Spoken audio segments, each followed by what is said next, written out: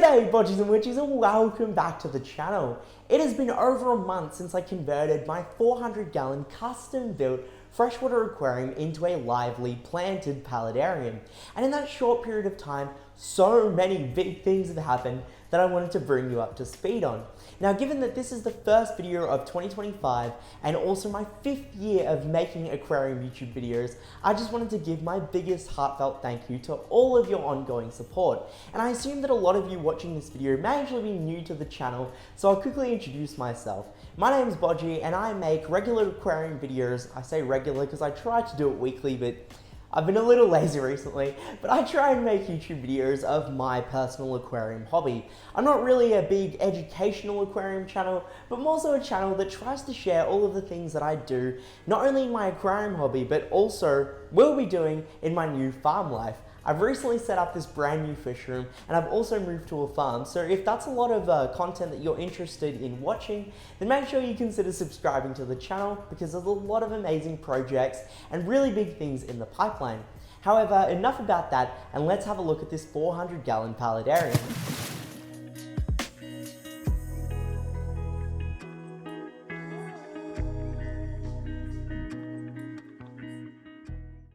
Alright, so I'll start off by giving you a very quick run through of the system. This tank is 6 feet long, 2.5 feet wide, and a whopping 3 feet tall. And it's an entirely custom built system that fits all of my needs perfectly, made by my local aquarium store, Aquatics Aquarium.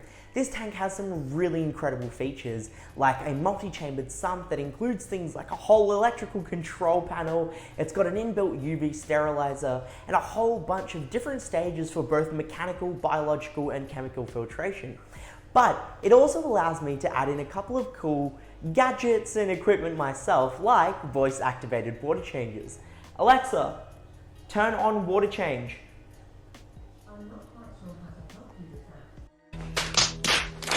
Alexa, turn on water change. There we go. It takes a second. Ta-da!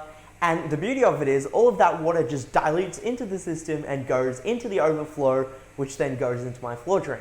It's a whole thing, but it works, and it works pretty damn well most of the time.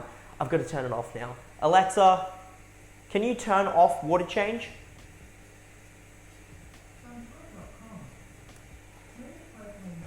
Alexa, turn off water change.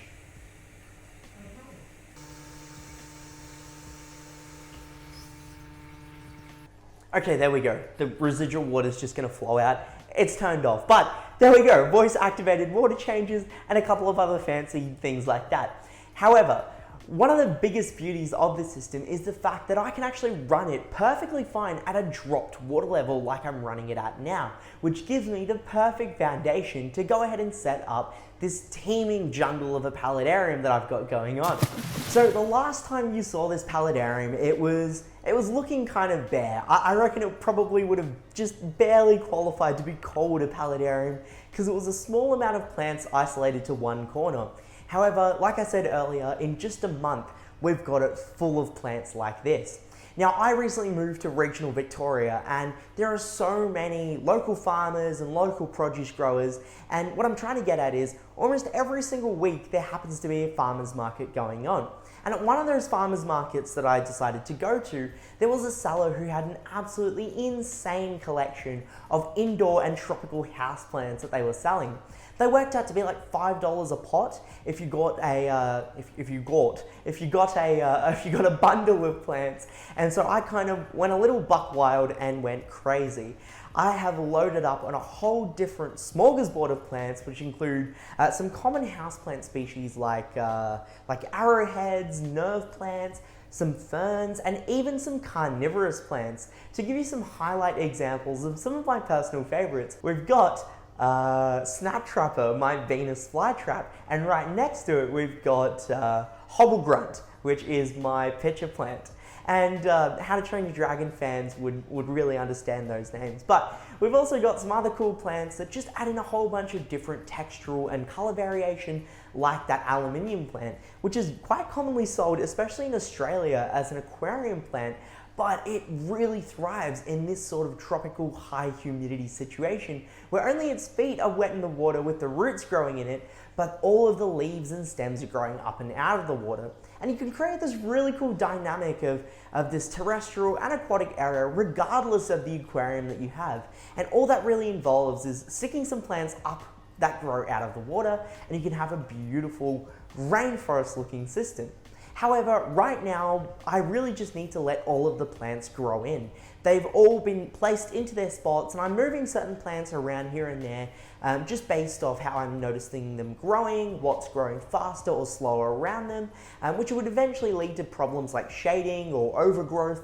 So I'm just keeping a close eye, trimming where I need to, moving where I need to, but really just letting the plants do their thing and settle in tremendously well, which they've been doing pretty decent so far. Now, aside from all of the plant life you've just seen, I also did manage to sneak in a little bit more life in the form of some invertebrates. Specifically, I added in some Scaba isopods. I managed to get my hands on 3 different strains, being the blue, ghost, and orange Scaba isopods, which are also probably the most common 3 strains in the isopod trade, which I recently discovered is kind of a big thing. However, these are really adorable little bugs that you probably have seen regardless of where you are in the world. Different parts of the world call them different things like slaters, pillbugs. We call them, or I used to call them butchie boys here in Australia growing up, but yeah, they go by a bunch of different names, and they're a phenomenal species to add into a system like this because they can tolerate the humidity, but they also will be a phenomenal cleanup crew. They're going to eat up all of those why can't I say that word? Decaying. They'll eat up all of those decaying plants and dying leaves through all the plant growth that we've got, and they'll just make sure that the overall system stays nice and clean. They've also got a whole bunch of different spots in this terrestrial area that they can utilize that have varying levels of wetness and dryness. There's also some moss that I added in, so they've got some cover. But they're one of those things that I see ever so rarely in the tank. I'll just see one of them scuttling across the driftwood, and it gives me the reassurance that they're in there. Alrighty, so now let's have a look at the aquatic section. And I will preface this right now. If the water looks a little bit foggy or dusty, that's because yesterday I kind of had a bit of an accident. I tipped about that much Extreme Aquatic Foods Community Peewee pellets into the tank. I was just going in with the container to feed, knocked myself, and it just went all in. Luckily, I managed to scoop out about like 95% of it, but obviously some of it broke up and some of it is breaking up in the tank, and it's just going all through the water column. It's not a problem though. I've got a filter that is more than capable of handling it, and we're doing water changes, but it's not because I'm a messy fish keeper, it's just because I'm a clumsy fish keeper. But like I said, sorry, also this is for me, it's not for the tank, it's going in me. Don't worry. But like I said, with the other fish, they're all doing fine. There haven't been too many new additions. I have added in a few more purple spotted gudgeons, some pretty big chunky ones at that. I've also added in a breeding trio of empire gudgeons, which you may or may not have seen in the last episode, but they are actually spawning in the tank, and I am considering to pull them out and give them a fair chance of raising up the babies, because I do believe that the parents, or especially the dad, shows some really good parental behavior, and I do have the perfect spot for them to go into. So if you'd like to see that, make sure you let me know in the comment section down below. The other existing fish though being my 3 different species of rainbow fish, the goiter rivers, the deep water creeks, and the ornate blue eyes are all doing great, and they're actually putting on some phenomenal size. The deep water creeks especially are quickly becoming one of my more favorite rainbow fish species. My favorite is absolutely the goiter river, but the deep water creeks, especially after keeping them, are quickly climbing their way up. They have this beautiful orange and green coloration that's super vibrant, not only in the morning, but through the entire day. And rainbow fish tend to be their most vibrant in the morning when they get ready to spar and spawn with the other fish in the tank, but these fish maintain that beautiful color through the entire day, and even now at like almost 11 o'clock at night, they're looking as good as ever. The other gudgeons, like my firetail gudgeons, I was about to call them feeder gudgeons for a second, which they often are sold as, but my firetail gudgeons are also doing great. And even the non-native fish that I've got in the tank, like my cleanup crew, specifically the 5 Siamese algae eaters, have probably tripled, if not quadrupled in size from when I first got them, probably about 2 to 3 months ago. When they went into the tank, and they're doing a great job at keeping all of the hair algae down, especially through the plant roots, which can get most prevalent in because there's a lot of stagnant, slow water movement. But all of this work, this aquarium, the escape, this big open floor space that I have, all of everything that I've done is for a trio of fish that are very near and dear to my heart, and that is the Australian lungfish. I have a trio that are absolutely teeny tiny at the moment in their grow out aquarium that will eventually go into here. They're probably going to spend the next 1 year in that grow out tank until they kind of reach the maximum size for it before they get moved in here. Right now the flow is just way too strong for them, but in their grow out system, they are doing absolutely amazingly. As a matter of fact, they are putting on size slowly but surely, which is quite common for Australian lungfish considering how slow growing but long lived they are. And I just cannot wait for them to finally max out that tank so I can get them in here and we can finally call this the Lungfish Lagoon, which is what I'm aiming for eventually. But Bodgies and Widgies, that's essentially it for how this aquarium has been running.